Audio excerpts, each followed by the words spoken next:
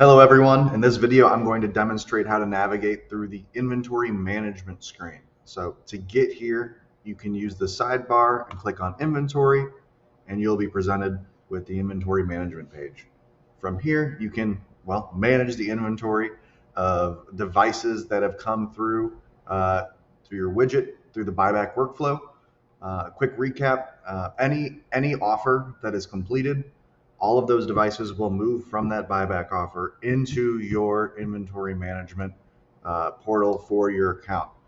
Now, your inventory management page is broken down by location, and you can switch locations with the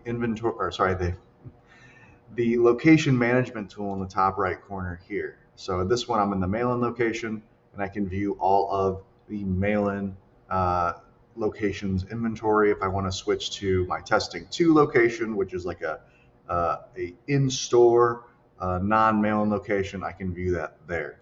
So here we can see all the different statuses for inventory. A brief description of all those available are inventory items that are ready to be sold. The not available status is generally used for repair stock or inventory that is not quite ready to be not quite ready to be sold. That could mean that they're getting fixed, or there's something preventing that device from being sold, other than it being on an invoice. And that brings me to the pending status. Anytime you add a device to a invoice, that device will automatically be moved into the pending status. From there, if once an invoice is marked as being completed or sold, that's when the inventory item itself gets moved to the sold status. If you delete an inventory item, that is when it would be listed as the status deleted, which you can view on the deleted tab here. And if you move an inventory item from this location to another location, that will move it to the move tab on the location of origin, which would be this one. And then if I were to move it to testing 2, I'd be able to see it there.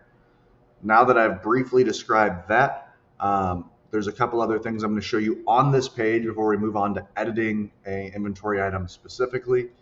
From the action menu here, you can use this data match feature, which will be soon to be called reconcile inventory. This will be a feature where you can effectively scan in all the barcodes for all of the inventory you have and compare it to what you have on that location's inventory. Anything that does not match up with what you scan will prompt you if it's okay to be deleted.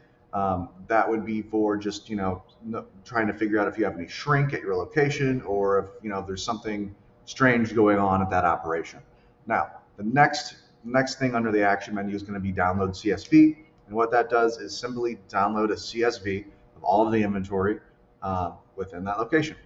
So now that I've briefly gone over all of the inventory management main screen, I'm going to go into editing a inventory item itself. So I'm going to select this iPhone 13 Pro Max as an example, and from here we can start editing the device.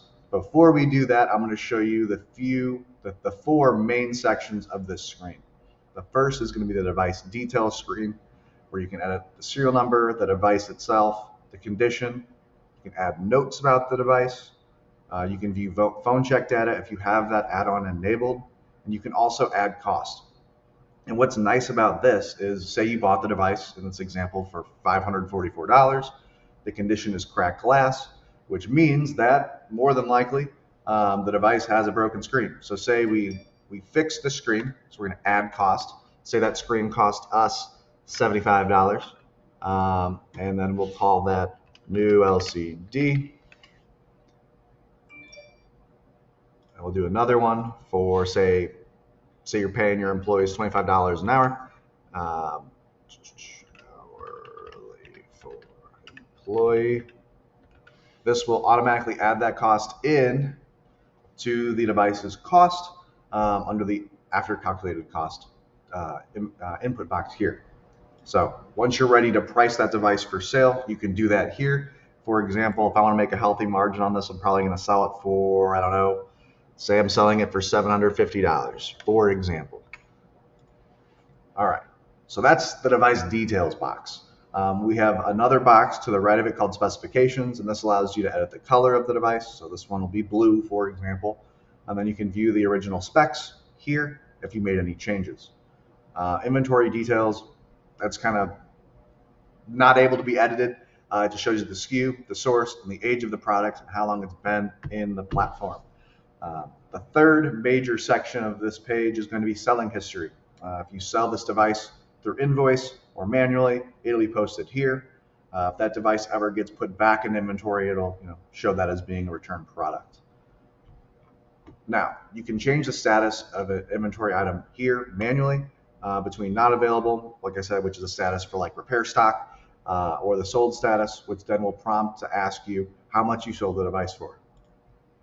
Now, you also have an action menu on the top right-hand side that allows you to print a retail label, which is a label that will have the price of the device, the name of the device, and the SKU or IMEI, as well as a barcode where you can quickly scan it. The buyback label is just a SKU, an IMEI, and the device name. The change log is all of the changes that you've made to the device, and I can quickly show you that to you now. So all of the changes you saw me make will be listed here in the change log, and that's always being updated anytime a device is moved to and from an invoice, etc. And the final thing here is moving inventory. So if I want to move this specific item to a different location, I can move it to, let's say, testing 2. And now that inventory item is over in testing 2. Now, that concludes the basics of the inventory management page and editing a inventory item. If you have any questions, feel free to use that feedback button to report a bug or request a feature. You can also use the need help button, which will prompt a intercom message here in this little bottom button. So if you ever need anything, feel free to reach out. I hope you have a great rest of your day.